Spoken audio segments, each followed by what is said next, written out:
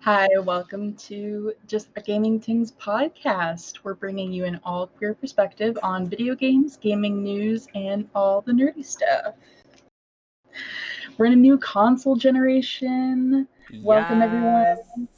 to the new console generation. I Unless you're in am. Europe Oh, Oh oh, no, and there's no Ruby PS5 cried for the you yet. European. But that's a story it's for what she another deserves. day. It's what she Yeah, deserves. I am Spinblend, and I'm here with Chalora, Hi. Jam, Hey y'all. Koga, and Ruby. Hello, it's me. Hi, it's me. Ooh. It's me, just in case you forgot, you know? In, And we're all in case you we're all forgot. back this week. We're all here. I Which know. is Yes, really we're no exciting. longer, I missed being on having the podcast so anxiety. much last It's so fun when it's all five of us. Like Right? I was talking about it the other day when I was like, it feels weird when it's not the five of us. But yeah, it's exciting to be here with everybody. Yeah, and we've got a lot to talk about. We got a lot to get into. We So we're gonna do. start with Koga for our first story. You can go ahead and take it away. So we have an article from IGN, and so Xbox Series X and S has had the largest launch in Xbox history. The head of Xbox, Phil Spencer, has said that the Xbox Series X and Xbox Series S, ooh, that's a tongue twister, have had the largest launch in Xbox history. Writing on Twitter, Spencer has added that in an over 24-hour period, there were more new consoles sold in more countries than ever before. No figures have been given so far, but we know that the Xbox One was previously the most successful Xbox launch, with more than 1 million units sold launch day. If you didn't manage to get one on launch day, Spencer says that the team is working hard to resupply as quickly as possible in order to meet the growing demand of Microsoft's new console. Many consumers were left disappointed with both consoles suffering unfortunate last minute delays in the UK and Canada, with Amazon seemingly pushing some deliveries back as far as December in the US. So, what do you all think about this? Do you feel that the reported 70% of Xbox users that are subscribed, did that have some? Has that been like the selling point? Has Xbox been the Xbox Game Pass rather been the selling point for the new consoles for Microsoft? I would say I'm sorry to jump in as like the one of the resident like Xbox person, I think, who plays Xbox all the time. Um I would say yes, because Microsoft had done a very good job at pushing Game Pass for what it needs to be, which is a way for you to get into certain games and allow you to game very cheaply, honestly. And I think that's really a big part about it, right? Like I pay $14 a month and I get access to over 100 games.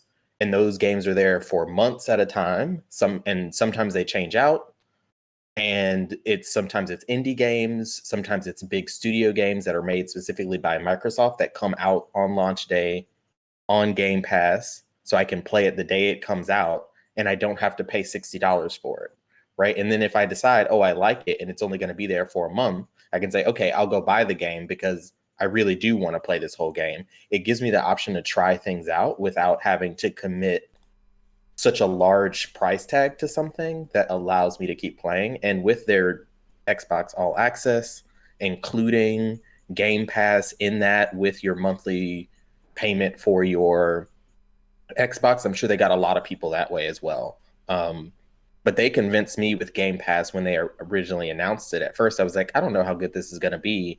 And then I got it. And a lot of the games that I started playing, I play all the time and are still on Game Pass. And I've had Game Pass for over a year now. And it's been great. So. Yeah. I feel like. Go ahead. Oh, go ahead. No, you. We're too polite. We're too polite. We are. Oh my god. But I feel like even like I'm not normally an Xbox person. Like I'm pretty much like strictly like a Nintendo and occasionally PlayStation. And even I was like, should I get an Xbox this time? I feel like a lot of people feel the same way just because of like the extra value that's in Game Pass. And I mean, I have Game Pass for PC, and that's pretty much like what's kind of the only thing that's holding me off from getting an Xbox literally right now. Is I just keep telling myself, no, you already have it for PC. It's fine. You can play you can play the games on PC for now. Right. Yeah, I would agree. I think that's a good part of it too. Yeah, You I feel know, there's it's way like you more can hype play now it anywhere. than the last one, yeah, and even like outside of Xbox people. exactly. It serves a really good bridge between someone who wouldn't go out of their way to invest in an Xbox or someone who maybe didn't get an Xbox during the previous gen. That feels weird saying, doesn't it? And how they're like, it was a way for them to kind of phase people in, because I feel like at first Game Pass on PC was a little bit more limited in choices. Um, I feel like a lot of other I feel like a lot of games were coming out for the console version, but the other day I was actually looking into it because, like Spin said, I'm tempted to get a Series S because they do have a little bit more options on the console version of Game Pass. But I will have to say the PC version has most of the stuff. Like I feel like now it's like most of the choices eventually end up coming to the PC version after they've been on the console version. Yeah, so far I feel like that's kind of a double-edged sword because it's also what's keeping me from not upgrading yet. I'm like, maybe I'll still play them on PC, and then if I get to a point where I absolutely can't run them anymore, then I'll go to Xbox for that. But yeah, I 100%. It's like I wasn't surprised at all when I saw the headline, because it's what everybody basically has said. Like and what we've been saying even on the show before, like Xbox and Microsoft have been super consumer friendly this time around, so it doesn't shock me at all that they've had their biggest launch yet. And it also feels as though they've had more stock for launch in comparison to PlayStation. I feel like there's been so many issues with places not having it available, and a lot of issues with like scalpers and stuff like that. Not that that's not happening with Xbox, but I feel like because Xbox has both X and S, I feel like it gives people a little bit more of a range of like what to get, and it's not as limited. But yeah. I think I would agree. I think the other thing that people are forgetting about this new console generation as well, and what I think also is helping Xbox, I think there are two things. One, they have done a lot better in Japan than they've done in the past. The past, like the Xbox 360, like pissed off a lot of Japanese users because of the Red Ring of Death, and Xbox didn't really have a good way of dealing with that issue. And so a lot of people didn't buy the Xbox One. But then this time around, Xbox basically was like, or Microsoft was like, hey, here's the Xbox Series X.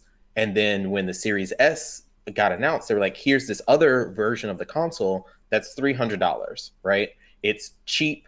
It's way more affordable in terms of next-gen gaming than we've seen before. In terms of like a new console launch of this magnitude. And then also on top of that, you can pay $25 a month and get Game Pass and that kind of thing. So then with having a $300 next gen console is a big deal as well. Like my Xbox One that I have, which is the original one from like launch day, was $500-$600, and they're releasing something that is better than that at $200 less than I paid for that console. So to me, that I think that's another big thing that a lot of people are missing, is that they went the route of saying, we want to give you any avenue to get into gaming on the new Xbox, and we can give you a cheaper console that might not be at 4K, but it's going to give you high resolution. It's going to let you play all the games that come out, and you get access to everything. So Yeah, Yeah, I absolutely. definitely think like the S. I feel like the S is kind of their answer to the Switch in a way. Like Yeah. they're not necessarily like super similar systems, but I feel like Xbox definitely noticed everything that was happening with the Switch. Right.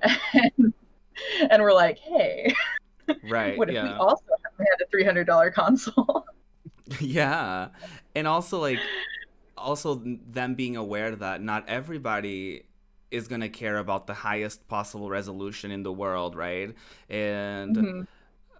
yeah, I like, think I don't have a 4K TV. I can't afford that. right. Like, having a 4K console isn't going to help me if I can't see the 4K, right? So Yeah. I think that's the other thing. Those TVs are still expensive. Like, you're literally just giving something to people that outputs at like something they can use already without having to invest in something else.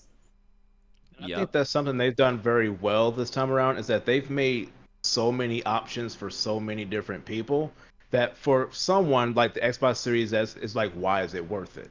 But there's going to be people that it is going to be worth it for, and they'll get it, and then they'll have like this big library of games to play.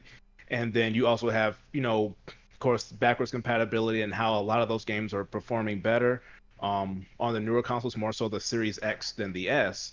So for people who also missed out on Xbox last generation, which was apparently a lot of people because people just didn't care for it, you now get to play, Gears, Halo, Forza, and all these other games, and you get to play them a better version of it than you would have been able to play last generation.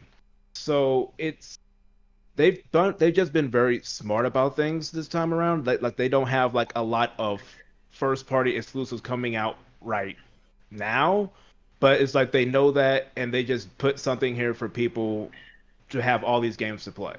And if you Yeah. weren't on Xbox before, now you have a bunch there. They have a cheaper option if that's something want to do, and then you also can do like a monthly payment, which that's a good deal. So it's just so many ways to get people on Xbox, and it All of just your accessories works. still working if you were on Xbox already.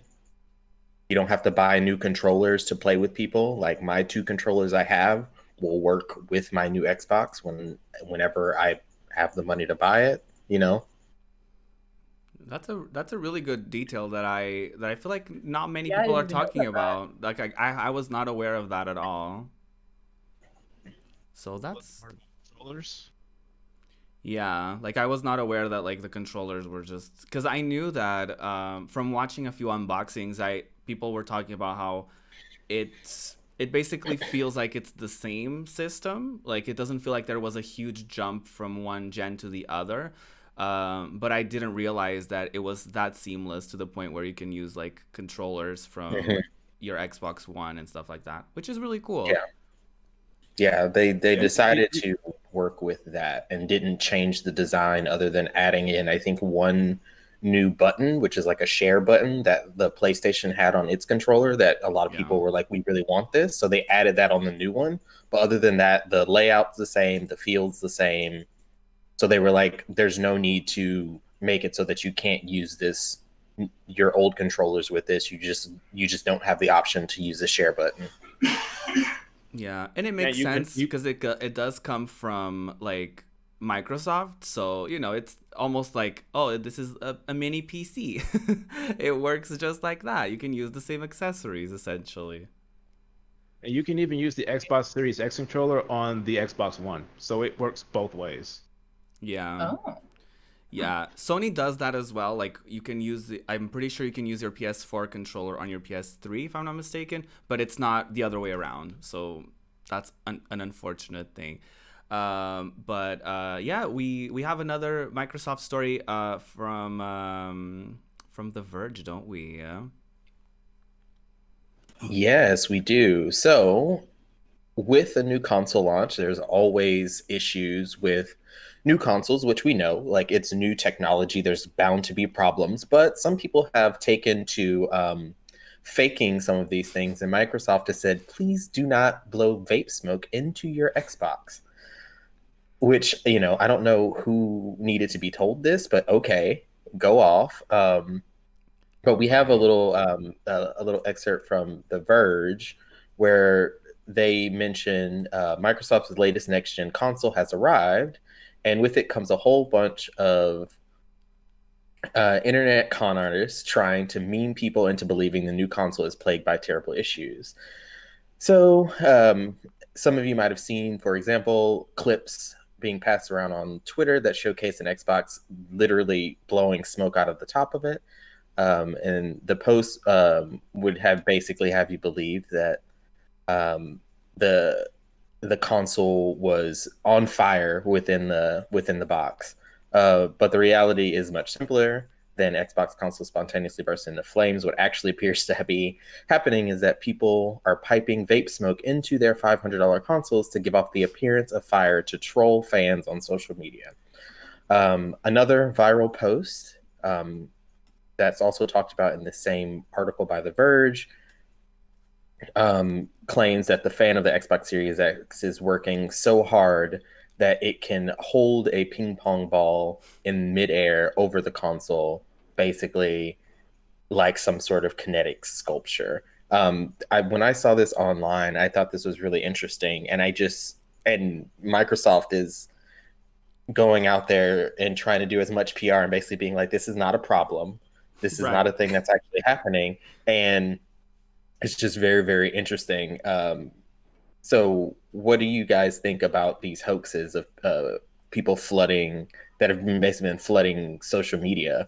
I can say for me, I hate to see people attempting to make it look like that new Xbox is failing already. When, you know, they just put this out and people are getting these consoles, and you might turn people away from getting this solely because of the fact that, you know, they saw something online. And this would be the same thing for the PlayStation. I hope that no one does this for PlayStation World as well. I'm glad that it's kind of been proven, but what do you guys think about this? It's just really too polite. Okay.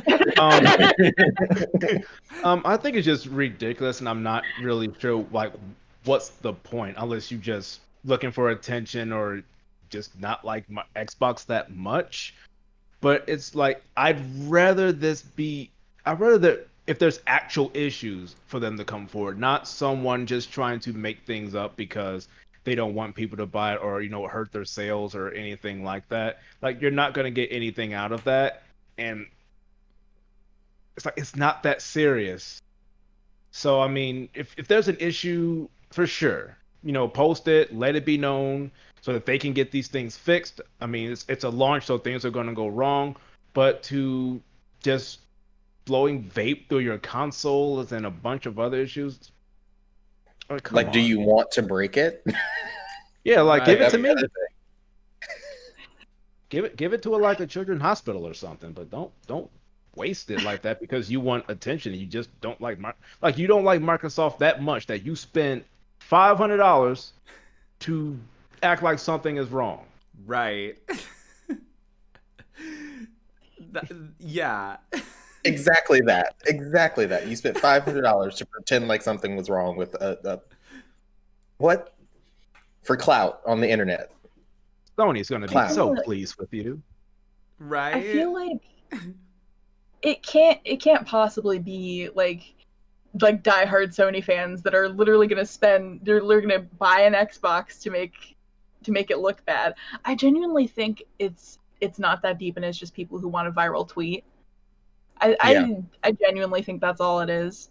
And you know that's going to be those same people who are like calling Microsoft or tweeting at Microsoft like, "Hey, my Xbox broke." And then some poor customer service rep is going to have to be like, "Did you put vape smoke in it?" Right. You know it's going to be those same people. Exactly. Who knew there were going to be long-term effects to me blowing smoke into my Xbox? Who knew? Yeah, water vapor and electronics is not a good combination. Who would have thought? Imagine. Who would have thought? Yeah, No. it's so silly to me. I do think it's. I feel like there's a group of people who are not getting the consoles regardless because I'm that type of person that like I don't want to get a console at launch or any type of electronic the second it comes out because I don't want to be the guinea pig, right? I want to make sure that if there's going to be a new phone that happens to explode, it's not going to be on me. If there happens to be a console that is, if there happens to be a batch of consoles that have issues in the manufacturing and stuff like that, I don't want to be the one getting one. So I always like getting the revised version afterwards, a little bit, a few months or like mid console generation. Like, okay, it's approved by everyone. There's there's mostly no negative reviews about it. But I do think that this is too much. I think it's, on one side, I do think that it could be just people making fun of those ridiculous issues that can happen to new electronics. But on the other side, it's also like, why are we spreading this misinformation? Exactly. Like, why are we doing that? Like, what's the, like, okay, you're gonna be trending or your tweet is gonna blow up for like a week, but then like once people know it's fake, you're gonna be irrelevant again. So like, what's the point? It's just people, one, it's just people wanting to, it's people looking for clout on the internet, one, and two, it's people taking advantage of the fact that the Xbox at one point in time had an issue where overheating was a problem. And people are like, it's overheating again. This is the same issue that happened before. And, I'm sure that, it's just, it's plausible enough that people would believe it kind of outright. And then eventually it gets found out. But once you get the clout on the internet, like, they don't care. They're like, I don't care if I'm irrelevant a day from now. Like, I want people to retweet me, a million times today. And then Microsoft has to come out and say something. And then people have paid attention to me for this period of time or whatever the case may be. Like, they got what they wanted out of it. And now we're talking about it, right? Like, that's true. That's the thing. Like, what they were looking for was somebody to sit and talk about the tweets they made. And what are we doing? Talking about it on our podcast, Gaming Tingz. Right. Mm-hmm. So who really won? Yeah, right. Well, the thing is, our show is going to continue weekly, and they're not going to have a smoking Xbox every week. She's going to actually explode one day. Yeah, we got to find a new smoking Xbox. Next time it's gonna have a firecracker inside. We're talking about that. Don't give them ideas. Let's not manifest that. Honestly, you know what? If they're gonna break their $500 console, you know what? Go ahead. Americans find enough ways to set themselves on fire. Just for fun. Let's not. Let's not do that one, because not this. As I was talking to Spin before the podcast about my first world problems of, I had to go slightly further to go pick up my coffee today. Oh, not this. Do you have any thoughts and concerns about any of this Xbox drama, or do you not give a shit? I don't even know what the new Xbox looks like. It looks like a little. It looks like a little PC tower. It's a mini which fridge. Is what a mini fridge. Yeah. So, okay. And Series S looks like a tiny speaker. The funny thing is that they actually made a fridge. They did. Oh. Yeah, they actually made a fridge. Because people were making fun of it, so they sent some people like an actual Xbox-shaped fridge. So that's Microsoft for you. But I do 100% on the consumer trade. Like, I don't know, people, who do stupid shit like this, like I don't know, they're like, oh, my 2 seconds of fame or whatever. It's like that's embarrassing, diva. Like Yeah. you should be ashamed of yourself. Like I don't know, like if I, buy makeup and I put I don't know, garbage in There are it. people who do that though. I've seen But that like, too. like we can see it. Like when I worked at Starbucks, someone bought a coffee, poured some out, and then put literal engine oil from their car into the cup and came right back. And we were like, there's oil in your cup. Like it smells like gasoline. And they were like trying to explain that like it's suddenly like, they suddenly within the last 2 minutes or whatever had gas in it, even though when we poured it, it didn't have gas in it. So they wanted like a refund and they wanted to sue us and all this stuff. And it was like, you left the store. Like, I don't, Of all like, the things you could we plan saw to you go to drink, your car and like put stuff in it. Like, what am I, Right. People are why crazy. is that the go-to? like, where would I And get what- motor oil to put into your cup, girl? Right? So, I don't know. People are nuts. And they need to grow up. Yes. I Yeah. Just 2020 people. Let's just move on. At least a cup of coffee is like $2, whereas this is a Yeah. $500 console, and someone's wasting mommy and daddy's money. Mm. So Right. That's the real tea, is that they we're didn't in a buy it recession. themselves. There's way too many people with no jobs, way too many people with no money. Exactly. Spend it wisely. Yeah. Yeah, it's like Absolutely. it's already bad enough that like we're at this point where people are struggling and can't afford to put food on tables or pay rent, and you're ruining a $500 console just to get someone to pay attention to you for 5 minutes on the internet. Like, it just makes no sense. Yeah. You know what else doesn't make much sense, but still happened anyway? Well, Nintendo's new Game & Watch handheld. Transition. So we have a say that horse. so we if only. So we have a write-up from The Verge.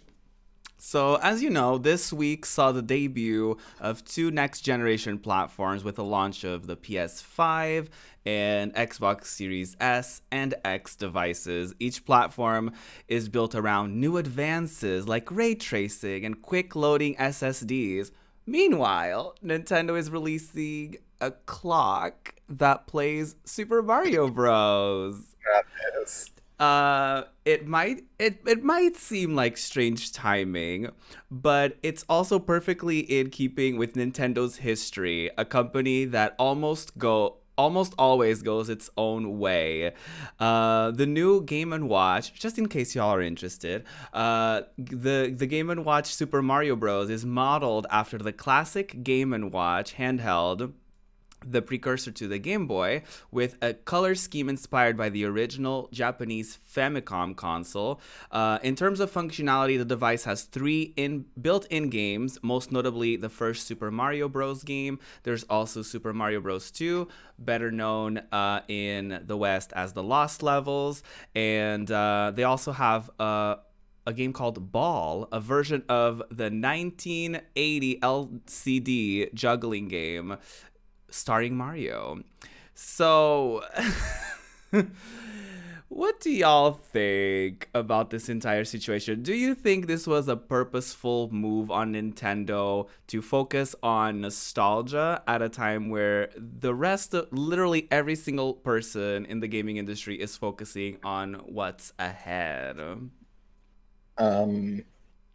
One, where's my Joy-Con fix? Two, where's my Switch Pro?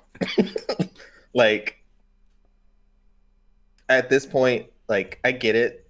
This is like it's cute, but like, come on. Right. Let's just like, we can kind of like, I don't think that they need to make the most powerful console. It doesn't have to have all of these things, but like, do some updates that fix some of the issues that you've been ignoring the entire time the Switch has existed. Like, something like this was, I don't know, this was cute but unnecessary. like it is very Nintendo of them to say, well, we're just gonna do this instead of like doing the thing that people actually wanted us to do. But also, I don't know. I don't get it.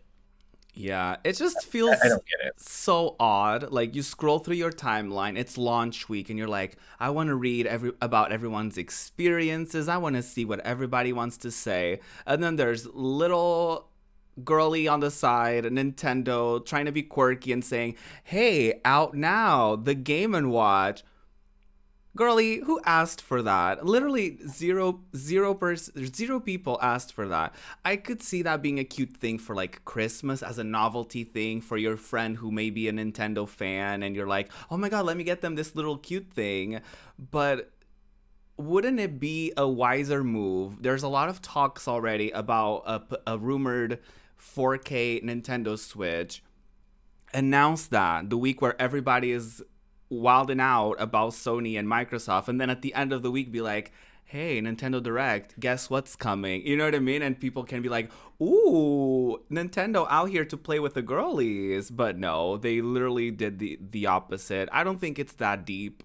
I don't think they're trying to be like, oh, we're being the nostalgia box while everybody else is trying to be futuristic and modern. Like, no. I just think they didn't have anything else going on and they were like, let's do that. Sure.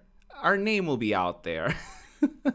Yeah, they needed a holiday season launch item, and this was it. Like their new Switch is not going to be. They don't typically release at holiday time, anyways. It's games for them that release at holiday time. Their consoles release, spring typically.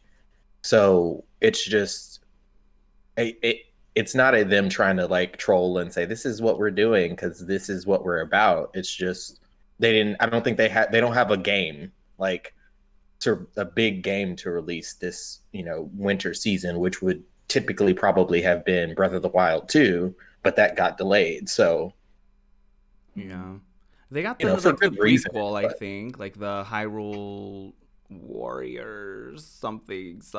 Oh, Yeah.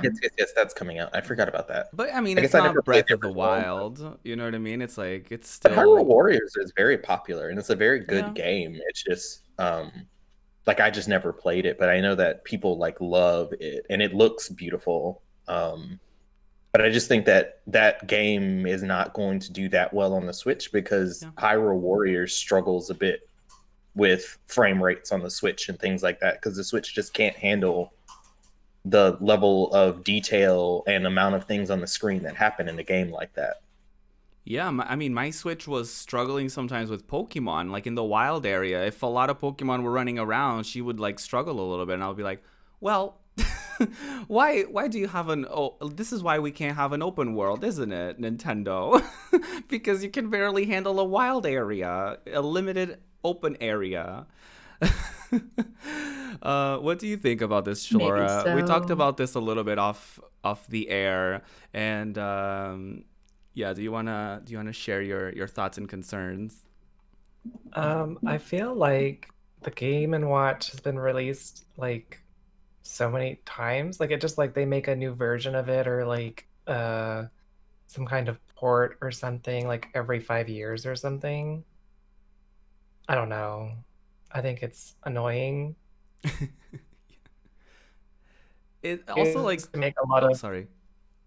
they refuse to make a lot of their older stuff, but the Game and Watch, they're like, we got you on the Game and Watch. We got you. You want the Game and Watch? We got you. We got you on the Game and Watch.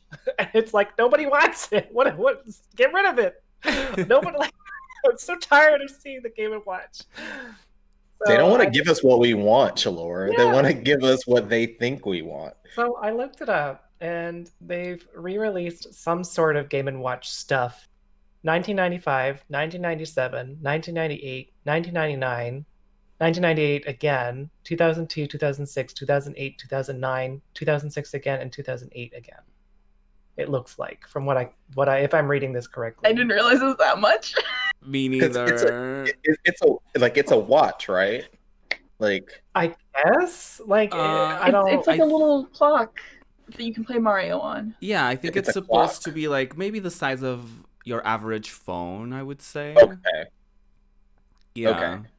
I was because I've never used one, but it kind of makes sense. Like it makes sense in the 90s because like Yeah. those types of things were cool then, right? Like all of these weird things that like, but like at this point, no one wants that anymore. Why do you keep I'm releasing tired it? of it. Yeah, we literally go to our phone and look at, like, that's how we look up what time it is. Like, we look to our phone. We have it in the corner of our computers. We can see it on our consoles. We just press, like, the home button and you're there and you can see what time it is. Like, I was Why going to We don't say we have just that, in-home yeah. speakers. Yeah. We have in-home speakers that we can ask about it now. Like literally, this is unnecessary at this point. Yeah. Like Mhm. remake the original Legend of Zelda. Do something like that. Like give me any of those things. But why this? It's Why because are they you? don't want to do the work. That's also It's true. easy for them to take. It's easier for them to take something, rewire like the slightest of things, and just pop it back out for more money, which is what a lot of companies have been doing lately, and it's incredibly irritating because like they'll do it for some things, but other things, and all it is just they'll take a couple things, go, and then it's done. Right. It's very easy for them to do, and then they sell. And the Like collectors someone will will buy eat it it. up and all that Yep. stuff. Yeah. Yeah, I I mean, think, I think this is purely for like the people who are collecting yeah. the retro consoles. Like when you consider like the like mini NES and the mini SNES that they did, like I feel like it makes sense, but still at this timing is a little weird. But the mini SNES made sense. Like you could connect it to your TV. You could play it. Like Mhm. this is like There's a lot more giving me functionality there. this is giving me a handheld that I can already do with my Switch. Put this in the like put these games in the virtual console or something, right? Like Yeah. give me this and like you don't need to make this for me to have this. Right, and which they are, by the way. It's also like on the Nintendo Online thing. You can play the original Super Mario Bros. And it's like we don't. So This, what was the reason? right, and you can see what Purely time it for is on the collectors, I would Switch. say. You know, yeah, it's definitely a Like, there's no other collector's reason. item. And there's the rumored N64 Mini that everybody was kind of talking about. Like, it's coming next. Everybody's just assuming that the N64 Mini is coming. So I am surprised that we're in November and we haven't heard anything about that. A lot of assumptions were that it was going to happen for holiday season this year. So not that I'm trying to manifest that because I haven't gotten any of the tiny consoles, the PlayStation, nothing. So, Well, I think that is a little bit more of a, that takes a little bit more time investment for them, I think. And they're like, okay, how do we make it so that we can fit all of this and get these shipped out in enough time? Because Nintendo already runs into the issue of getting dragged on the internet for limited release things. So if you're going to release it at holiday season and then limit it because it's like, oh, well, we didn't make enough of them in time, people will Right. basically be like, okay, thanks for nothing right? because I couldn't get it because you made 5. Yeah. Which they do a lot. Yeah, Yeah. I had a time. I got the mini SNES, and I had a time getting that thing. Like, it was. We had to like go through Best Buy, and it was a journey. And like, I feel like that process aged me like 5 years at least. They truly need to figure that. They need to So- figure that out. Doing that in the COVID times, absolutely not. Right. Oh yeah. Absolutely not. As much as I would love a mini N64, no. Yeah. Same. Like I'm not going through that again. I was gonna ask y'all, do you think this Game & Watch thing was something that they kind of put together in the middle of the year and they were like, okay, the Switch 4K, Switch Pro, whatever they're gonna call it, we're not gonna have enough time to get it ready this year. Do you think this is just something like, hey, we have the license for the Game & Watch, we can put that We get our and make tinfoil hats on. and make a couple coins from that? Maybe no, because I think this was planned to come out at this time because this is very much a Nintendo holiday release type thing. Yeah. I think this is just replacing a game that they thought to also release at this time. Because like I said, their consoles, they usually release them far enough either before or after a holiday season because they don't focus on the consoles being their holiday season drivers. Like it's usually like, oh, this big game will be the holiday season driver for us. You know, like it's always Pokemon games typically come out in November, Right. or a console typically comes out in February and March. So they don't, I feel like Nintendo doesn't drive console sales through holiday season. They say, okay, you'll get it after the fact, because they typically release, they're releasing and it's one thing and people typically want it because they can only play, there's certain games that they can play on it. But they just need to, this was just, I think, meant to come out alongside other things that just couldn't come out, and this was easy for them to still get out. Maybe so. Yeah. Maybe so. Maybe so. Speaking of things that nobody asked for. Love Tell me this. more. Oh no. Transitions today. I'm loving all of this. Right. You know how the Monster Hunter movie has not come out yet? Well, they're already working on a sequel. So, Well, Monster Hunter is still weeks away from its premiere. I'm reading a little bit from a write-up from Screen Rant. But a script is already being written for potential Monster Hunter 2, according to the film's star. Monster Hunter stars Mila Jovovich as Captain Natalie Artemis, tasked with fighting monsters and returning to her world after falling through a portal. Tony Jaa and T.I. are among the other stars of the film, directed by Jovovich's husband, Paul W.S. Anderson. It's not totally clear yet which monsters the hunters will be battling in this video game adaptation, but previously released footage did reveal the Rathalos, one of the most iconic monsters from the Capcom series. Jovovich told Total Film via Games Radar Plus that Anderson was already writing something for a potential follow-up to the movie, stating Paul would love to make a sequel. The budget for Monster Hunter was reported to be $60 million, but the studio is still attempting to release the movie in theaters at a time when coronavirus cases are spiking, likely hampering the box office performance of the movie and maybe the appetite to make a sequel for it. So, what do y'all think of this idea? Like, do you feel like it's like kind of counting the chickens before they hatch? Because I definitely feel like it's. I don't see this getting a sequel. I forgot this was happening. I literally I feel like there was a time where like everybody was like talking about like so many like Uncharted, Monster Hunter, Lara Croft. Like I feel like so many games were like being adapted or announcing that they were getting adapted at the same time that I just kind of blocked them out of my memory. And then all of a sudden we see this and I'm like, oh wait, they were working on a Monster Hunter movie. Oh wait, a sequel. and then they're releasing it like in December in the midst of a pandemic, and they're not doing it digitally. Some people theater release. Some people think that they're talking about the sequel in order to like incentivize people to be like, ooh, they're working on a sequel, let me watch this one so that we do get that sequel. But I'm like, I don't know. I don't know. I'm not risking my life for a video game adaptation movie. It's not, I'm sorry. It might be amazing. I could be completely wrong, but I will watch it in the comfort of my own home. Well, I wonder where I wonder if they do pre-sale tickets and they're seeing that pre-sale tickets for this movie are doing relatively well, and then where it's releasing, because this is the type of movie that seems to be kind of along the lines of the Transformers series that typically does quite well in the Chinese market, which I think is doing a little bit more in terms of people going out to see movies and things like that, just because they're very much into like these big kind of action pieces that kind of have a lot of this and they do really well there. And so maybe they're seeing that people are interested and that it might do well, and they're not really worried about areas that are either in surges of the pandemic or still not allowing people to go to movie theaters and things like that. And that's why they're talking about a sequel. But it could also be them trying to play the game of, we're working on a sequel, buy tickets so that you can support that. Who knows? Right?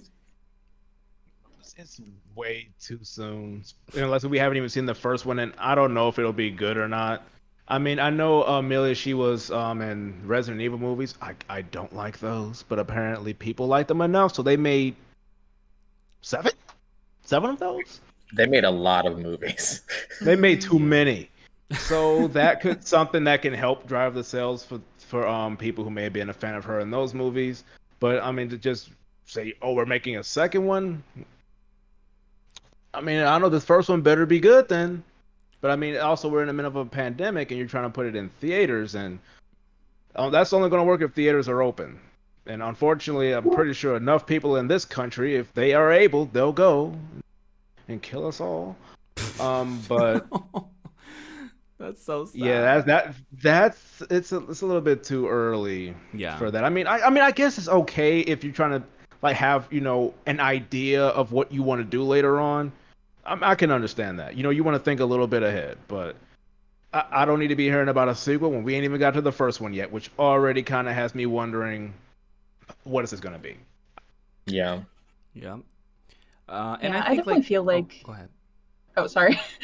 I'll keep it short. I definitely feel like they're trying to do like the Resident Evil movies have kind of panned out, and like they're wanting to make Monster Hunter movies the new Resident Evil movies, because like Paul W. S. Anderson is also responsible for the Resident Evil movies.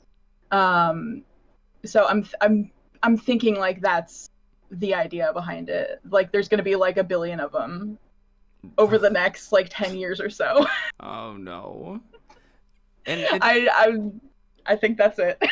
no, I think it definitely also there's another tie-in with like Capcom as well. Like Capcom is responsible for selling the license for Resident Evil, so it makes sense that they are seeing so much success with Monster Hunter that they're releasing 2 games next year.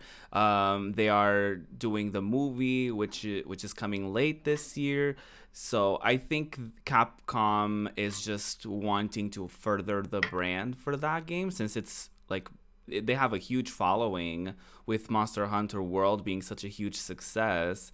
I don't know. Like this is gonna be an interesting one. Like I wonder what it's gonna be like. And we have Starfall in our chat right now as we're doing this live on twitch.tv/JustGamingTingz. And they're saying that video game movies don't really make blockbusters in the Americas because World of Warcraft has a massive following and the movie flopped. So they're saying they're expecting the same for Monster Hunter. I hope it doesn't necessarily flop, because $60 million is a huge investment, but at the same time is like, you have to also realize we're in the middle of a pandemic, and forcing people to go to theaters to see it is probably not the move. They're gonna have to really upsell that cat friend.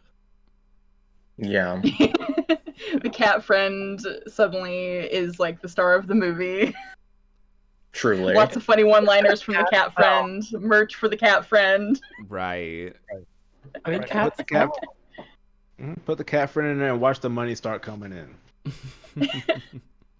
Also, I think like I don't know. I think if they worked on the selling point, like I don't know, if you go see the movie or you purchase the, let's say, $4, $5, whatever to watch the film, you get a code that lets you have a special outfit or something like that. Like I know that they did that with the Yu-Gi-Oh movies. I know they did that with the Pokemon movies, and kids and people who play or whatever with those things were like, I have to have them, because they become collectibles and they become, True. I want to be that, And then you can go online and you can be with your friends and be like, look, I've got this cool outfit and you don't. You should have paid the $5 to watch the movie. It was crap, but I got this.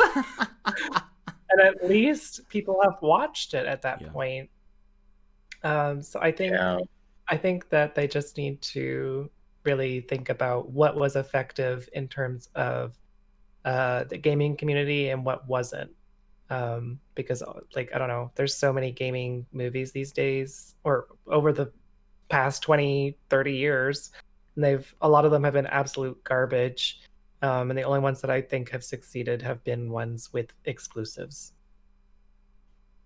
Yeah, I would Seems like the agree move. there, and I think that, and I think along with it, instead of trying to make them into these big action pieces, like very much do them like Pokemon benefits from the fact that I guess it has it's anime or it's cartoon that goes along with the show and that or with the game that just goes along with the season, has the same Pokemon, but it's just the story of Ash Ketchum and his travels throughout the different regions of the Pokemon world, right? And it's not, the tie-in is just that it's in the same world, but it's someone else, and it's not trying to tell your story or be the character that's in the in the series. So it's just very interesting in the game series. So, and Yu-Gi-Oh kind of is the same thing, but I guess Yu-Gi-Oh was more of a card game and less of a video game, even though they do have a video game. But Yeah. I don't know. Pokemon is also a good example when it comes to not necessarily a live action adaptation, but telling with Detective Pikachu something that in writing people looked at it and they were like, what? Like I feel like some people were even like, I didn't even like the detective, like, because I think there was a Detective Pikachu game before and people were like, Yeah. I wasn't really feeling that game that much, so people were kind of like, I don't know how the movie is gonna be. And then the movie was a huge success both critically and in the box office. So I think that's a really good example of like something that could be interesting. um I'm not gonna lie, like we know basically nothing about this movie. That's kind of the thing. It's like we're basically talking about the sequel that may happen, but the story feels a bit generic in my opinion. It's like the girlie that fell through a portal, she's in a new world and now there's monsters to hunt. You know what I mean? It's like, okay, not the most exciting thing, but they could prove us all wrong, and the movie may be incredible for all we know. But I'm definitely not going to the theaters to see it. It's going to be a start of a new trend in video game movies, and they're going to all be good now. I would be here wait. for that. I would be here for that. I would love it if that was the case, but I'm not that optimistic. Like they Never gonna failed so happen. many times, and it's basically because a lot of them just don't. They either don't follow like the original story, or they'll do something different, and it's not interesting whatsoever. Yeah. Or Or like they do they'll a weird mix of like an original story, but also with elements of the games, and it's also like maybe just do something completely different. But I don't know. But also that may be terrible because people that are hardcore fans may just be disappointed that you're not doing that. So I think I've seen some franchises be more successful in starting with a animated series first, or even live action. Like The Witcher was a really popular series on Netflix. The Castlevania series is really popular on Netflix. Yeah. Like both of those shows are from video games, and they could make movies from the show. I feel like a show is a good middle ground between video game and movie, and it makes you attached to a character that they might put into the movie, because a movie is very like, look at me, like you have to start somewhere and feel something about that character. You know, if you already have a series, then you're already attached to the characters. And unfortunately, without a reason to be attached to it, it's nothing to call home about. And speaking of calling, our next topic is about Call of Duty, Black Ops Cold War campaign. It's segue day. Which gets look at us. a non-binary character option, or gender option, sorry, in response to an early criticism. So this is an excerpt from PC Gamer. As part of Call of Duty Black Ops Cold War's campaign, players can determine their secret soldier's background on a light RPG-esque character sheet. Players can create a name, choose their skin color, their origin story, and, a first for Call of Duty's single-player mode, their gender. The usual male and female options are there, as well as a non-binary option. Characters will refer to the character with the proper they and them pronouns in voice and text throughout the campaign to reflect the choice. The addition of the non-binary option stands out, particularly in response to criticisms from the Black Ops Cold War reveal back in August. During the reveal, the gender choices were limited to male, female, and classified, which implicitly reads as non-binary, albeit in an unsavory way. In a VentureBeat roundtable Q&A following the reveal, creative director Dan Vondrack justified the hazier classified choice more as thematic flair, not necessarily a focused attempt at representation. I love that my gender identity is classified and it's a thematic flair. If we don't have something somebody wants, then let's let them leave it classified so that they can be that mysterious, shadowy Black Ops character they want to be. I think all non-binary people want to be mysterious, shadowy people. That's what they want. Love that. That explanation didn't cut it. Obscuring such a fundamental trait beneath black bars implies that all non-binary gender identities are something to hide. That'll sting for any LGBTQIA+ person seeking representation and equality. So between then and today's Black Ops Cold War release, Treyarch clearly took this feedback seriously. So what do we think of this addition to the Black Ops series, and do we think this should or will be the norm in character creation moving forward? Ooh, I was actually surprised to see that, in my heart of hearts, Call of Duty is like straight people agenda, right? So I was actually surprised to see that they listened and they were like, yeah, let's add they them pronouns and your character can be non-binary. I do think that in 2020 we could have gone without that initial backlash of like male, female, or classified. You know, like we don't have to be classified. Just give us the option to be like either male, female, or non-binary. And also, another thing that I found was interesting is like, instead of getting your character to be labeled as male, female, or classified, ask for pronouns. Just ask like, what pronouns do your character go by, or something along those lines, so that, because someone can identify themselves as male, but also would prefer to hear or be referred to with they them pronouns as well, or a lot of different pronouns. There's not just they them and he him and she her, right? So there's also that, but I will give them a little bit of props for listening at least, and I'm hoping that this is the least, like, this is the bare minimum moving forward, as in like, I don't want to open up a game and be told or be asked, are you a boy or a girl? Is your character male or female? Like, I don't want to deal with that, right? Return it. Because as a non-binary person, I look at the character who has the best outfit, or the character I or the character that I'm like, ooh, I like how they look.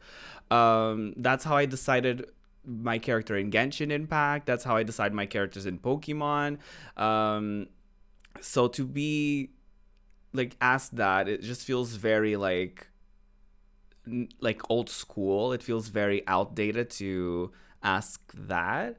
So yeah, I would love that moving forward. Just like, if you can have a character represent you, then just ask me how I want to be represented, rather than labeling me all these labels that I may not necessarily want to have associated with me. I thought a cool one, I didn't know about this, but apparently the newest Assassin's Creed has an option where you can play as the male assassin, a female assassin, or you can make it so that I guess it's like the spirits or whatever choose for you. And what happens is you'll play as either, like, for example, in certain parts of the game will have you be the male version, and in some parts they will have you be the female version. So you can kind of experience both assassins. And I feel like for me as a non-binary person, I'm like, it's not my story anyway, it's their story. So it's kind of cool to see different characters, like different perspectives of the same kind of concept. And I think that could be a creative way of like doing it. Because we've gone past the point of like, oh my god, I can be a female character now. Like, okay, now let's get closer to like actually representing people, right? Yeah. What do y'all Yeah, think? I can agree it should with that. be Yeah. the standard now Yeah. to have, if you're gonna have gender options in your game, have them be inclusive. Because obviously non-binary people play games, and it's like What? it's Yeah. like any Well, like option I think where the thing- it's like they just have like two genders on there. It's just like you're not going to be including everybody. Right. Yeah. I But- think go the ahead, other Cam. thing is, like, in this day and age, it's just like at this point we realize like we have to realize how much representation actually matters in getting people to want to connect with your medium of storytelling. Like, I don't understand, it's just like, or I do understand, it's just like, oh, well, I don't want to piss off this base that I've grown, right? It's because we think of Call of Duty as the straight agenda, right? It's Yeah. so at the end of the And day, that's what I think the they're classified like, thing is well, about. yeah, it's like typically what ends up happening is, had they put this in the beginning, they really thought, okay, well, the majority of our player base is going to have this backlash. They probably thought the majority of our player base is going to have a backlash about like, why do you need to include non-binary? Right. It doesn't matter. They can choose male or female. That lets them have that option.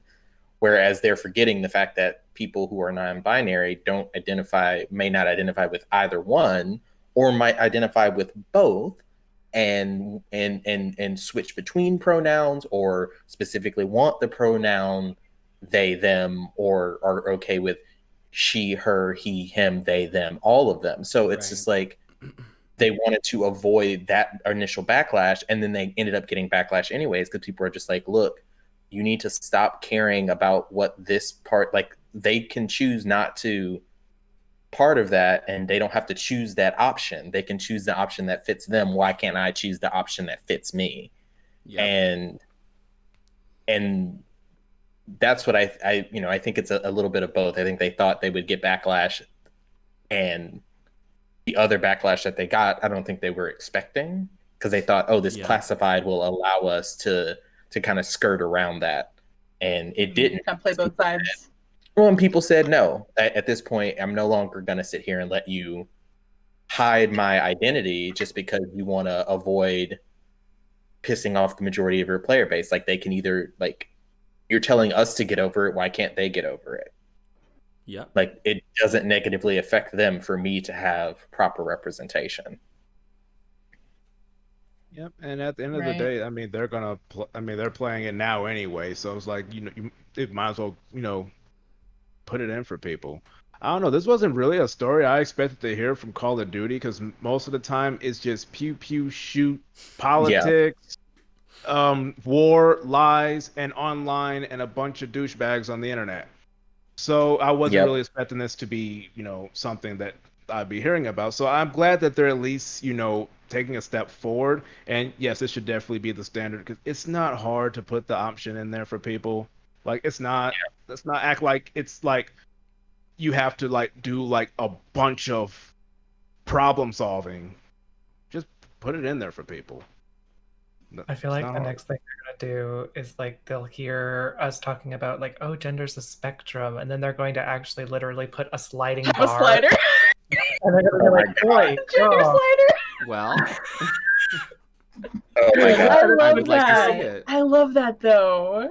It's Honestly, terrible, but we're gonna laugh about it. honestly, I see that happening. Like, next Call of Duty, gender slider. right. Goodness.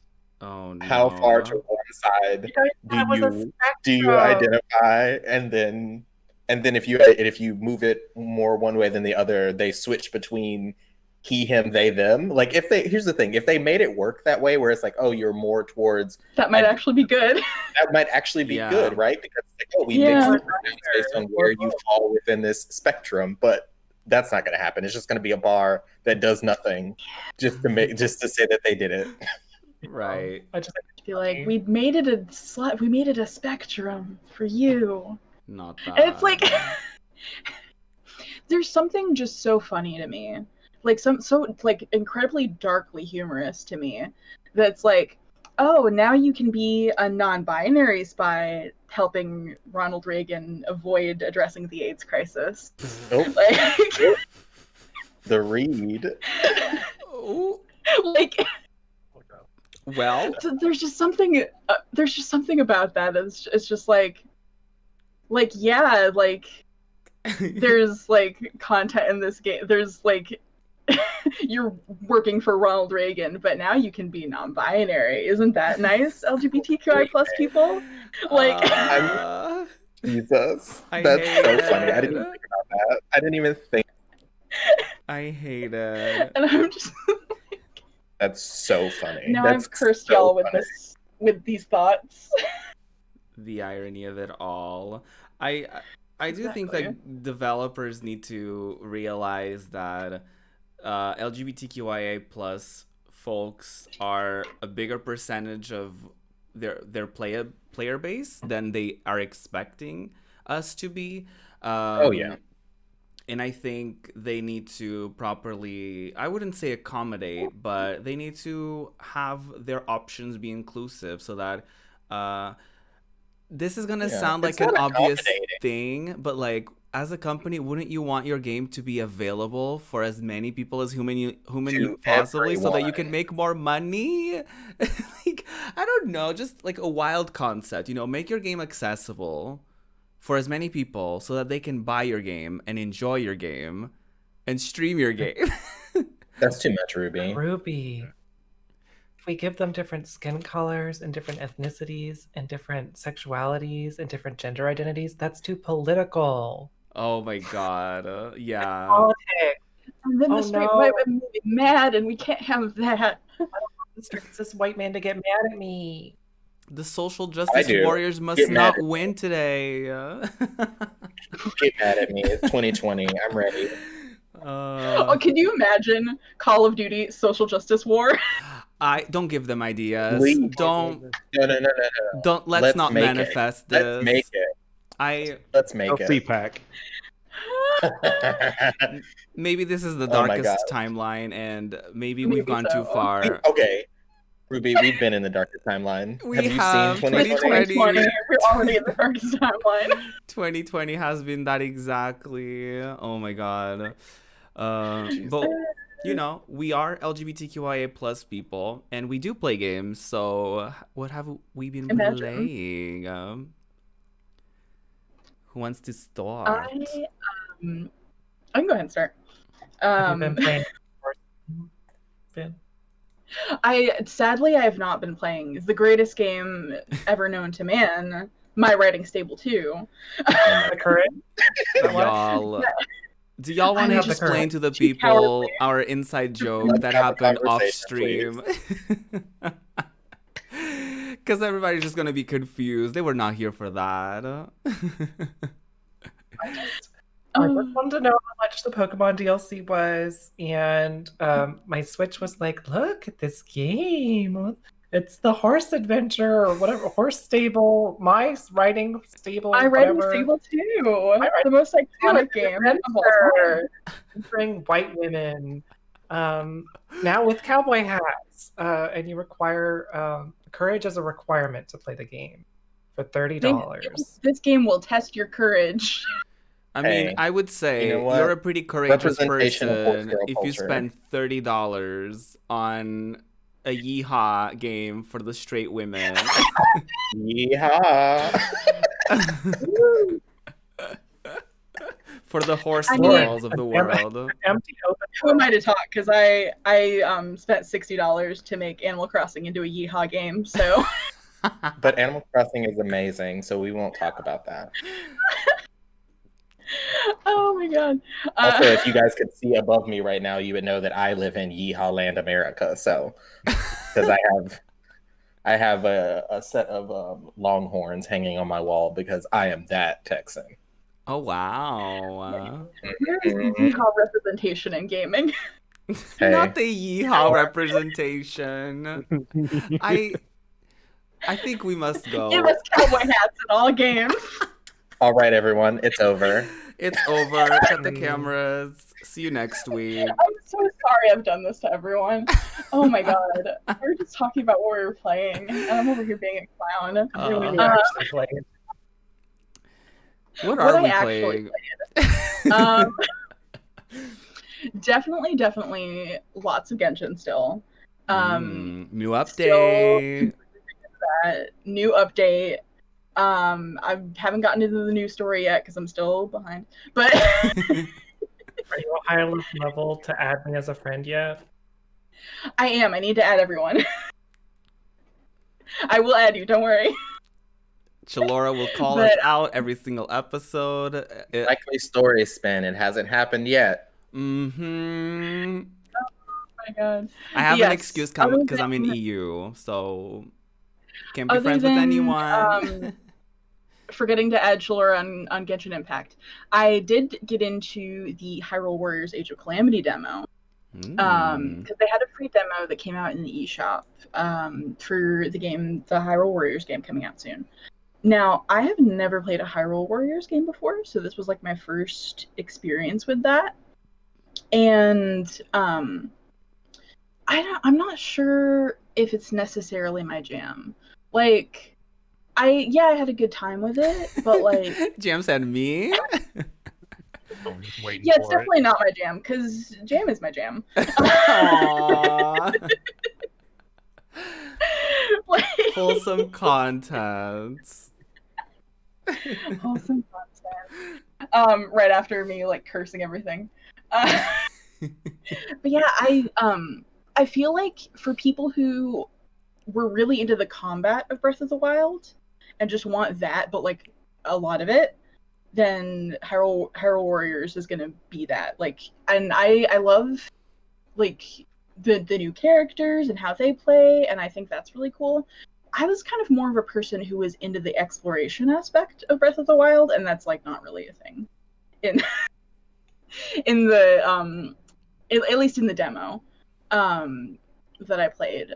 But it's a different style of game, so it's definitely like the art style is really, really nice, but like it's not Breath of the Wild 2, you know? Yeah. That was kind of my thoughts on it. It's essentially, for people who don't know, it's essentially Dynasty Warriors set in the world of Legend of Zelda. Right. For me, I've been playing, I finished... What did I finish? Oh yeah, I finished Resident Evil 2 as Claire and Leon. That has happened. Finally, I loved it so much. Definitely a highlight. And I'm gonna be doing the DLC because they do have like 3 different like separate stories that of things that are either referenced to in the game or things that you can kind of see, but it's like a side thing. So I'm curious of like seeing what those are about. I also started Banjo-Kazooie because I've never played it, and I had a community poll, and not everybody, but the majority of folks who voted, I sure did.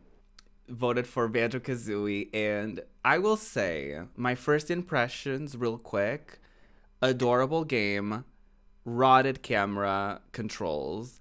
It's so difficult to do certain basic tasks. The swimming is terrible. I hate everything about it.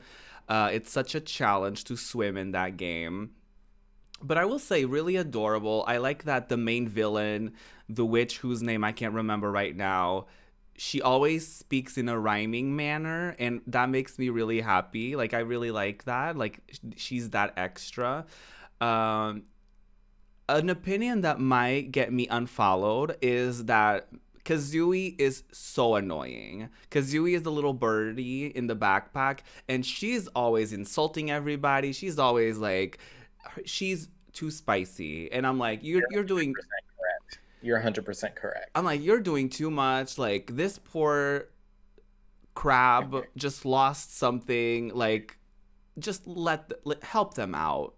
Let them have their little treasure. Don't be mean about it. Like, there's a part. No, it's not a crab. It's a seal. Someone interacts with you, and there's like a beachy level, and he's like, I lost my treasure, and Kazooie's like, have you tried looking for it? Like, we don't need that. That's not productive. That's not exactly. Disrespectful, rude. Don't do that. But yeah, other than that, it's a cute experience. And Chalora just like, I'm not here for the Kazooie. She said yeet. She said, I'm not here. You will respect Kazooie on the stream. This is a Kazooie fan account. She said, we're respecting Kazooie on here. And we're back. This is a Kazooie Stan account, and we are not having any of that. So don't mind us if you're watching this on YouTube. The layout just swung around as Chalora got temporarily disconnected from the call. We love technology. What about you, Koga? Not you, Chalora. It definitely wasn't me clicking on a Discord channel thinking it was a text channel and then it was a voice channel. Not that. Sometimes it's our fault. Sometimes we do this to ourselves. The clownery happens sometimes. We're professional podcasters, and sometimes everyone. we're the clowns, and it happens. Yeah. What have you been playing, Koga? So this past Sunday and Monday, because Sunday Charter decided to just completely tank my upload speed. Thanks. Not that. I've been playing just a bunch of Sega Saturn games. I'm going to be continuing that tomorrow morning between 8 and 10 a.m. Central Standard Time. But throughout the week, I've been playing quite a bit of Tetris Effect Connected. So that came out on Xbox One, Xbox Series SX, and then also on Game Pass on Windows 10. It's a pretty much kind of like an update to the version that already existed on PlayStation and the Epic Game Store, except now you have online multiplayer, which you can play against someone, or you can team up with two other people and play against like an AI who has like abilities like making your Tetris thingies go really big and all that nonsense. Yeah, it has quite a few effects. It depends on what level that you're on. But so far, I really do like it. The music to the game is like really, really good, and it goes with like how you're moving the pieces and whatnot. And of course, it has crossplay with Xbox as well, so you're gonna have quite a few people to play with, considering that the Xbox, new consoles just launched. And so far, I really do like it. I've mostly done the co-op because I'm not that great at it, and I'm not trying to have a bunch of people online just show me something I already know. By the way, you mentioned the Sega Saturn games that you've been playing. Which ones have you been like standing out to you? Yeah. So there was was it Golden Axe, the duel? So a friend of mine mentioned this to me, said I should play it, and I thought it was going to be like a side-scroller game. No, it's a fighting game, which I never played that as a kid, so I'm surprised. I played like all three versions of Daytona USA. Yeah, there's three of them. There's the original that came out that runs at like 20 frames per second. The draw distance is like almost non-existent, so Not bad. might not have a whole lot of fun seeing what's popping up next. Then they released a Champion Circuit Edition, like a year or so two later. Oh my goodness. It looked better, performed better, but like the music was remixed, and you can't do that. Daytona USA music is good, and it has like vocals that go with it. It can sound a little bit cheesy, but it was the 90s, so to me, it's just downright great. And for some reason, they took that all off on here. Now, Japan, they released another version, and they just called it Daytona USA Circuit Edition. They just took Champion out for some reason. It looks a little bit better. The draw distance is a little bit worse, but they put the original soundtracks back in there, so it's the best one. There you go. I forgot that like back in the day when games were kind of like flawed, they would just release a new version. And it's like now it's just we get an update for it. But back in the day, like I just now remember there was like so many games where there were like It's broken. the Yeah. whatever edition, and then there's the golden edition, and it was basically like the same game, but like they updated something that was broken about the original. I love a retro moment. What have you been up to, GM? So, for the past 2 weeks, I've been super, super busy with like school stuff. So I haven't been playing much, but I recently started playing, thanks to Game Pass, Jedi Fallen Order. And then also got back into Minecraft Dungeons again because I love that game. I love the 3D blocky dungeon crawling aspect of that game. And then that's mainly what I've been into because I finished Resident Evil 7. Love that game. Excited to play Resident Evil 8 Village once that finally comes out. And then I've been playing Dead by Daylight as well, but not quite as much as before. Yes. I forgot to mention, I also have been playing the Genshin Impact update, and I finally got a 5-star character. I don't want to brag. I got the I would rather call him the water boy than to call him Oh my gosh. child. Who goes by But his real name is child? Big Tartaglia. announcement. Ruby has child now. I have childs. Congratulations See, to me. I have with child. childs. You are with child. You are with child. With an E at the end. Chill day. Because if you, yeah, exactly. Because if you're gonna have a terrible nickname, have it spelled in a terrible way as well. But yeah, no, I didn't get any of the characters from the previous banners. It was very exciting. I just saved up my Primo gems and I just did a 10 pull on the new banner the day it came out, and I got him, and I was very happy. And then I realized I had to level him up because he wasn't up to par with the other characters. So it took me a minute to be able to actually play as him. But he's actually really fun to play as. Yeah. He's a bow user, but one of his abilities is to actually use like a spear. So you can you can use your E ability to trade between using a bow and using a spear, which was really fun. And his special, his ultimate, I guess, is also pretty good. I'm not gonna say he's my favorite character to play as, but you know, having a 5-star character finally was very exciting to me. So I will say that. What about you, Chalora? Have you been playing Genshin as well? Yeah.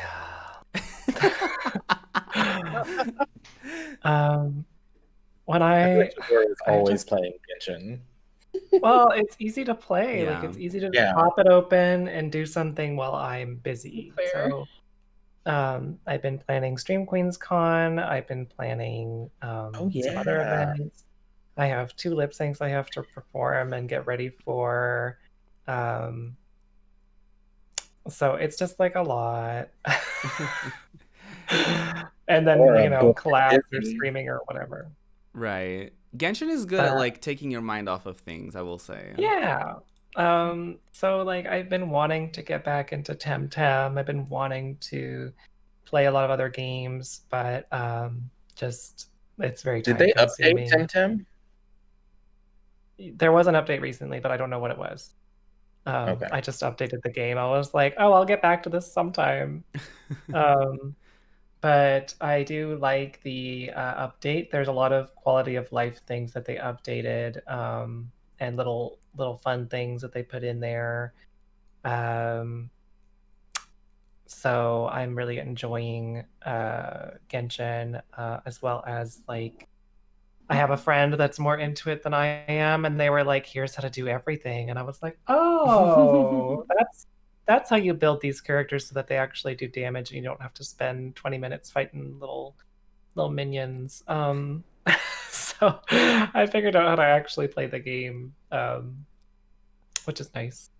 But now I have to grind everything, and that's woo. What a journey that is to like log in and then look at your like either character ascensions or look at the weapon ascensions and be like, okay, Yeah. which one of these items can I get today? And then it says like Thursday and Saturday or whatever, and you're like, well, can't do that today. Gotta do something else. Right. But I am now level 41. Damn. Wow. So I'm doing pretty well. I've got 2 5 stars, so I'm happy. Yeah. Love to see it. Who do you have? I have Catching and I have Klee. Oh. Nice. Yeah. I regret not trying harder to get Klee because I did the test thing for Klee and I was like, oh, I don't know. You know what I mean? But then I unlocked a story mission that had Klee as a character, and playing through that dungeon was actually She's way so more cute. fun than I had when I first tested her for that one battle that they give you to test her.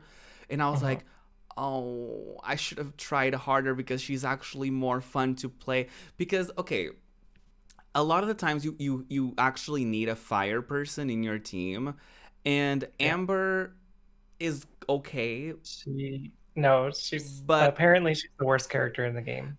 I don't mind her, but like I really don't use bow characters that often. So when in combat, I usually prefer to use my like sword users and sometimes a mage. So but I have the other fire girly with the spear and the little blob that she summons. Channeling. Yes, but she's also not like the greatest because you need to like use your E in order to use the fire abilities, and I feel like with Klee you can easily just throw a fiery thing at stuff and activate stuff. So I kind of regretted not having her because a lot of the characters, even the newer ones, they have a banner for Thunderous Queens, and they have a banner for like a lot of the characters are like water or like ground base, and I'm like, oh no, there's like no fire people or ice people, and I'm like, no, I need Amber is them. my only fire character. Yeah, It's rough. yeah, for sure. But yeah, thank you everybody for sharing your gaming experiences. Let us know, everybody watching, what games you've been playing, what you've been up to, things you're looking forward to. So we do have something that coming up with Mr. Sackboy. Am I correct? Yes. I did order the special edition of the new Sackboy game, which was supposed to be here on a release day. And guess when it did not get here? It sure didn't get here on a release day. Of course not. Why would it? So I should be able to stream that late next week on this channel with a friend. So I'm really, really looking forward to that because I am a huge fan of the first 3 games. And like I've replayed them a whole bunch of times, and just having a new game, I'm just like, yes. And the plushie that comes with it is so cute. I had to just pick for the special edition. Hell yeah. That's gonna be coming soon. Excited about that. Yes. So really quickly before we go, where can everybody find you? Anything that you have coming up that you want to share with the class? We can go down the line. Chalora first if you want. Oh, damn it. You can find me at twitch.tv/Chalora. You can also find me on Twitter at Chalora with a 0 instead of a O, and you can find me on Instagram at ChaloraFlora. If you go to my Instagram, I should be posting more information about Stream Queens Con as it arrives. But I do have some panels that I will be moderating, and I did help in a large way in making the event. So I hope that you enjoy. Yes. Do we have a date for Stream Queens Con, or is that still a secret? It'll be in I'm gonna say the teens of December Ooh. because I don't know if we've released a date yet, but I just want to be like, hey, just so you know. Definitely December. Yeah. Look forward to that, y'all. Yes. Oh, well, technology. We love it. Jam. Let's see. So you can find me at twitch.tv/jam_5899. Also on Twitter and Instagram at those same places. I will probably be doing content where I talk about my science and biology on stream. Yes. And that'll be mainly what I'm doing for the foreseeable future. In my streams is that, and maybe a little Cuphead gameplay because I love to torture myself on stream with games that I can't beat or survive through. But I can tell you all about my biology and how your intestines work. So fun. Yes. That's what I'll be. We love to see it. Are you gonna Koga, where can rearrange people them? find you? Oh my, Chalora, not this, not What was that? that. No, What? cut the cameras. Cut the cameras. We gotta go. Not this. Not on Twitch, Chalora. What That's if for they need to be moved around? Well, anyway, Koga, where can people find you? What do you have coming up? You can find me here on, well, of course, Twitch and Twitter with at Koga_Jangles. As I said, tomorrow morning I'm going to be playing some more Sega Saturn games. It's pretty random, so I don't really have an idea until like I start playing a few. Throughout the week, I still need to finish Doom Eternal, but I've had a very busy week, and then Tetris came out, so I should be continuing that this week, but there's way too many games, way too many updates, and sometimes just something comes out and I want to play it more than something else, and I just go with that. Valid. Very valid. You can find me at Project Ruby on Twitch, on Twitter, on YouTube. I just did a little bit of an exclusive content for Patreon. I've been doing I'm gonna start doing album reactions / reviews on there. So I started off with Ariana Grande's latest album. That's gonna be up on my Patreon within the next 24 hours or so. So yeah, that should be exciting. I also am gonna be continuing Banjo-Kazooie. I'm starting Final Fantasy VII Remake very soon as well on my Twitch channel. So super duper excited about that. Yeah, just stay tuned. Last but not least, Spin. You can find me on Twitch at SpinBlend. I had to take a little bit of a break for health reasons. That's why I wasn't on the podcast last week. But I should be everything going well. I'd love to hear it. Should be ready to come back to streaming this week, hopefully Monday. I also did release 2 new soaps in my shop. There's a pumpkin pie swirl one and a mocha latte one. Ooh. And those are out now. And I will have more coming next month for holiday. So definitely lots of soap stuff, lots of Nintendo stuff. And that's at twitch.tv/binblend. Yeah. These names are not stopping me from wanting to eat this soap, even though I know I shouldn't. Also, I'm just saying. Don't eat the soap. Don't do do it. it. Although But- they do smell very delicious. I have the cinnamon one, and it smells so good every time. For the first couple days that I started using it, I could not stop smelling my hands. Like now it's like second nature. I'm like, yes, I've got used to smelling this lovely all the time. But at first I was just like, yeah, Now this I is my am hand. I'm smelling it. But yeah, I definitely I do that recommend. too, don't worry. And of course, you can find us at Just Gaming Tingz with a Z on podcast services such as Spotify, Google Podcasts, all of that beautiful stuff. So follow us on there. please look up Just Gaming Tingz on YouTube. We don't have a custom URL because we need 100 subscribers for that. So please subscribe to the channel. We're going to be having more podcasts coming, more content coming. Yes. YouTube coming soon. Look into the YouTube because there's going to be content coming very, very soon. Besides the podcast, of course.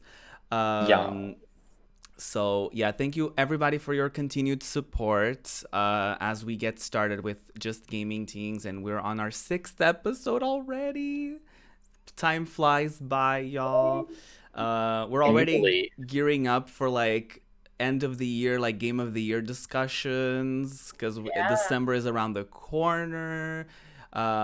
It will either make us stronger as a friend group, or it will destroy us apart as we can't, decide on what games we think are best games of the year. Maybe we shouldn't have like one name for every one of us. You know what I mean? Maybe we should just all share our faves and just leave it at that so that we don't ruin any friendships. But every relevant, sorry.